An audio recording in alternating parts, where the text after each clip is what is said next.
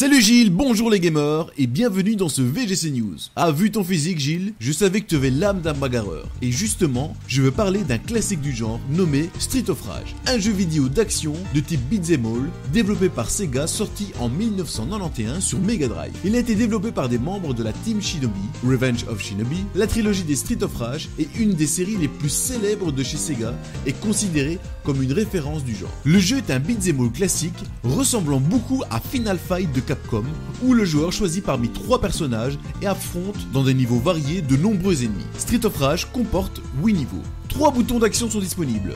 Il est possible de sauter, frapper ou appeler des renforts. Cette dernière attaque, dite attaque spéciale, consiste en l'arrivée d'un véhicule de police qui tire un coup de bazooka ou une rafale mitrailleuse sur le lieu de combat. L'explosion blessant ou tuant les ennemis, mais pas les joueurs. Le nombre de ces attaques est limité à une attaque par vie ou par niveau. Elle peut également être récupérée sous forme de bonus pendant les niveaux.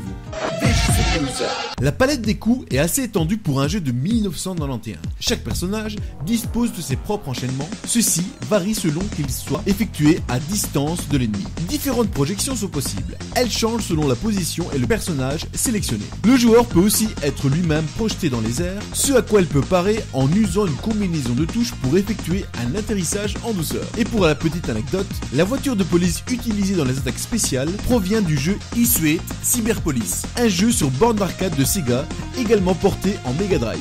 Le conducteur de la voiture de police n'est pas nommé dans le jeu, mais on le retrouve en train de serrer la main d'Axel à la fin du jeu.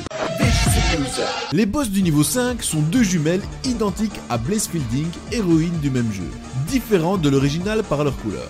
Elles refont une apparition comme Mona et Lisa dans Street of Rage 3, où elles sont de couleurs différentes. Les suites se succéderont avec Street of Rage 2 en 1992 et Street of Rage 3 en 1994. Les 3 opus seront des hits et sont maintenant considérés comme les plus grands classiques de la Sega Mega Drive et inspireront bien des beat'em all dans les futures générations de jeux vidéo. Voilà, c'est tout pour aujourd'hui. N'oubliez pas de visiter notre site web www.vgcenter.be et de vous abonner à notre page Facebook. Salut les gamers, c'est Gilles et un lundi pour une nouvelle édition du VGC News.